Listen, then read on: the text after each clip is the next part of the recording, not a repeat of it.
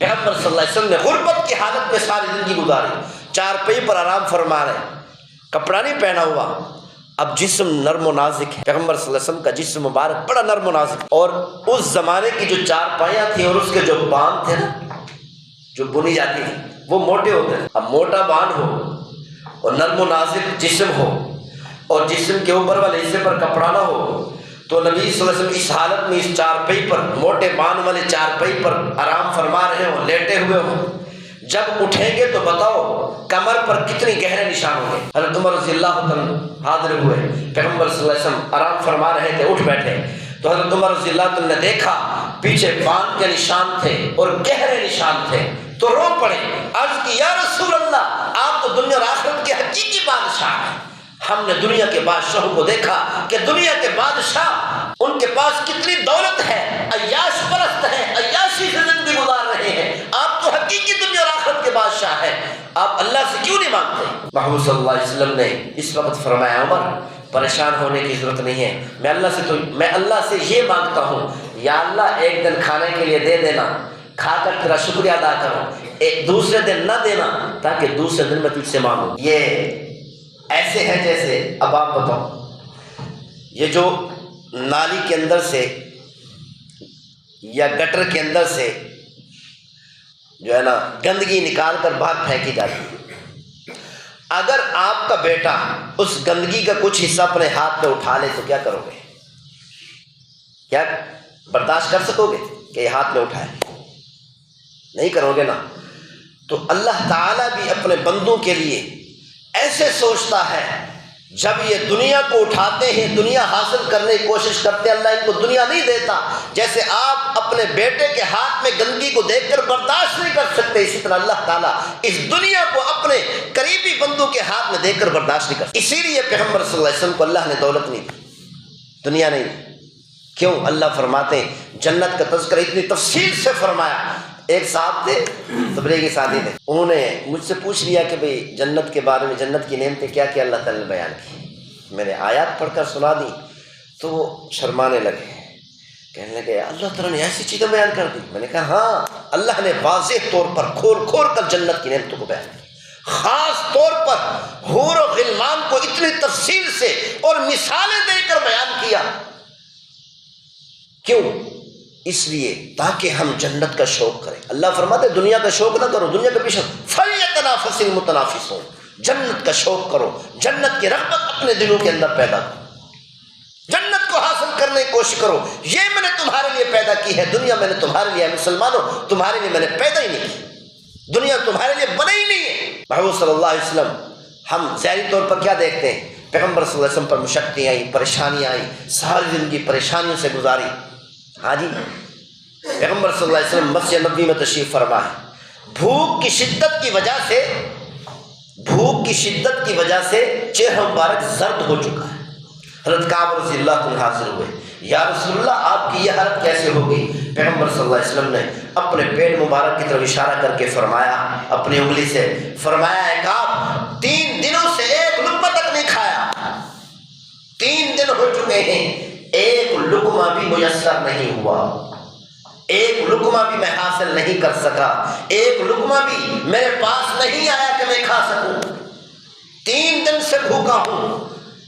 اسی لیے بھوک کی شدت کی وجہ سے چہرہ مبارک زرد ہو چکا ہے۔ پیغمبر صلی اللہ علیہ وسلم کو اتنی تکلیفیں، ظاہری طور پر ہم دیکھتے ہیں کہ تکلیفیں اتنی زیادہ اپنے محبوب پر اللہ دے رہا ہے، اپنے محبوب کو اتنے تکلیفیں دے رہا ہے۔ اس کی مثال آپ یوں سمجھیں، ایک آدمی آ کر کہتا ہے آپ کو 1 ہفتے کی مشقت ہے، آپ کسی فرد کو لیں، کسی نوجوان کو لیں، 1 ہفتے کی مشقت اٹھا لے، دھوپ میں کھڑے ہو کر مزدوری کر لے، دھوپ میں کھڑے ہو کر یہ کام کر لے 1 ہفتے تک، 1 ہفتے کے بعد ماہانہ 50 لاکھ روپے دوں گا، پراڈو گاڑی دوں گا، بہت بڑا محل وسیع رقبے پر دوں گا، ساری زندگی یہ ساری چیزیں میں تمہیں دیتا رہوں گا۔ 1 ہفتہ تم نے کیا کرنا ہے؟ ایک نوجوان کو لے ہے کہ وہ 1 ہفتہ تک دھوپ میں کھڑے ہو کر بڑی مشقت سے، پریشانی سے اور کھانے کو بھی نہیں ملے گا، پانی پینے کو بھی نہیں ملے گا، 12 گھنٹے تک یہ مشقت اٹھا لے تو کیا خیال ہے آپ کیا کرو گے؟ کسی عام نوجوان کو لے جاؤ گے یا اپنے بیٹے کو لے جاؤ گے؟ تو صاف ظاہر ہے اپنے بیٹے کو لے جاؤ گے۔ 1 ہفتے تک کہو گے بیٹے مشقت اٹھا لے، 1 ہفتے کے بعد ساری زندگی پریشانی ختم، 50 لاکھ مہینہ ملے گا، پراڈو گاڑی ملے گی، ہاں جی وسیع رقبے پر عالیشان محل ملے گا، ساری زندگی عیش پرستی سے گزارے گا۔ بیٹے یہ 1 ہفتے کی مشقت کوئی مشقت نہیں، اپنے سگے بیٹے کو آپ کے جتنا زیادہ قریب ہے اسی کو لے کر جاؤ گے اور جا کر اس سے مشقت کا کام کرواؤ گے۔ اللہ تعالیٰ بھی اسی طرح، کیوں آپ کے ہاں 1 ہفتے کی مشقت کوئی مشقت نہیں، کیوں؟ اس لیے کہ 1 ہفتے کے بعد پوری زندگی عیش پرستی سے گزرے گی۔ جس طرح آپ یہ سمجھتے ہیں کہ اپنے بیٹے کے لیے، اپنے قریب ترین فرد کے لیے کہ 1 ہفتے کی مشقت کوئی مشقت نہیں، آخرت کی زندگی کے مقابلے میں دنیا کی زندگی تو 1 ہفتہ ہی نہیں ہے، 1 منٹ بھی نہیں بنتی۔ وہ ایک کہتے ہیں آخرت کی زندگی کے بدلے میں دنیا کی زندگی 1 منٹ ہے، صرف سمجھانے کے لیے، ورنہ 1 منٹ بھی نہیں بنتی، 1 منٹ بھی نہیں بنتی۔ اللہ فرماتے 1 منٹ کی مشقت اٹھا لو، اسی لیے اپنے محبوب صلی اللہ علیہ وسلم پر مشقتیں ڈالی ہیں، دنیا کے اندر پریشانی آئی ہے۔ محبوب صلی اللہ علیہ وسلم کو کہیں مارا جا رہا ہے، کہیں پتھر مارے جا رہے ہیں، کہیں دھکے دیے جا رہے ہیں، کہیں تھوکا جا رہا ہے، کہیں مٹی ڈالی جا رہی ہے، کہیں کوڑا کرکٹ پھینکا جا رہا ہے پیغمبر صلی اللہ علیہ وسلم کے سر مبارک پر۔ کیوں اللہ نے اپنے محبوب کو سب سے زیادہ مشقتیں کیوں دی ہیں؟ اس لیے کہ محبوب صلی اللہ علیہ وسلم سب سے زیادہ اللہ کے قریب ہے، اور اللہ تعالیٰ ان مشقتوں میں ڈال کر سب سے زیادہ آخرت کے عیش والی زندگی دینا چاہتا تھا، سب سے زیادہ اعلیٰ قسم کی زندگی اپنے محبوب کو دینا چاہتا تھا، اسی لیے اللہ تعالیٰ نے سب سے زیادہ مشقتیں دی۔ تو اسی لیے بھائیو یہی مثال ہے آخرت کی زندگی کی اور دنیا کی زندگی کی۔ اسی لیے کسی غریب انسان کو یہ نہیں سوچنا چاہیے کہ میں غریب ہوں، اللہ نے مجھ پر مشقتیں کیوں دی؟ اللہ آخرت کی زندگی اعلیٰ بنانا چاہتا ہے۔ فرماتے ہیں کہ اللہ تعالیٰ مسلمان کے لیے جنت کا ایک مقام لکھ دیتا ہے کہ جنت اتنی بلند اور اعلیٰ جنت میں نے اس کے لیے اس کے نام لکھ دی، اس کے نام رجسٹری کر دی۔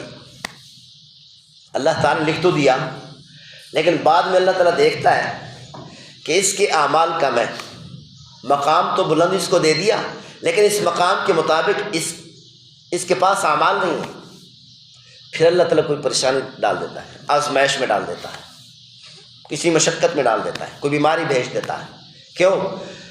تاکہ جو مقام میں نے اس کا نام لکھا ہے اس مقام تک اس کے اعمال پہنچ جائیں، تاکہ اس مقام کا یہ مستحق بن جائے۔ اسی لیے بھائیو ہمیں چاہیے کہ ہم آخرت کو حاصل کرنے کی کوشش کریں۔ زکوٰۃ فرض ہے، زکوٰۃ ادا کریں، عشر واجب ہے، ادا کریں، صدقات واجبہ ہیں، صدقہ فطر ہے، قربانی ہے، ہاں جی جو صدقات واجبہ ہیں ادا کریں۔ صدقات واجبہ کے علاوہ بھی ہمیں خرچ کرنا چاہیے۔ سب سے جو اہم چیز ہے، آج کل مسلمان غریب لوگ بھیک مانگنے پر مجبور کیوں ہوتے ہیں؟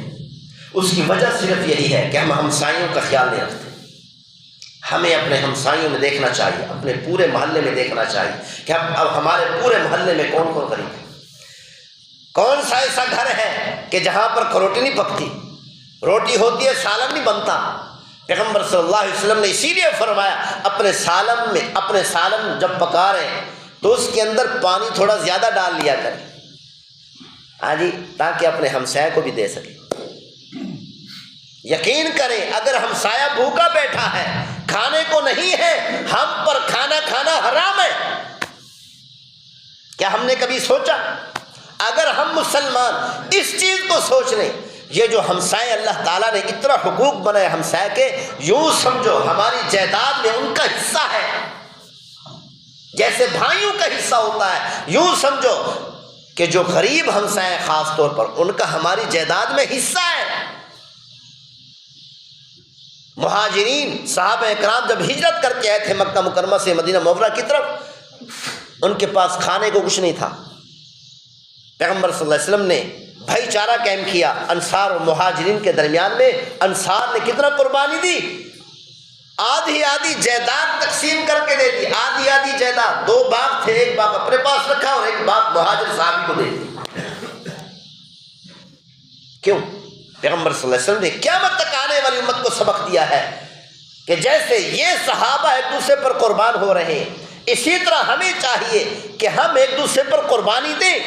جو غریب ہیں، ہمارے محلے کے اندر غریب لوگ بیٹھے ہیں، محتاج ہیں، جن کے پاس کھانے کو نہیں ہے، ان پر خرچ کریں۔ زیادہ نہیں ہو سکتا، جو کھانا پکا رہے ان میں سے کچھ حصہ بھیج دیں تاکہ وہ بھیک مانگنے پر مجبور نہ۔ اللہ تعالی ہم سب کو عمل کرنے کی توفیق نصیب۔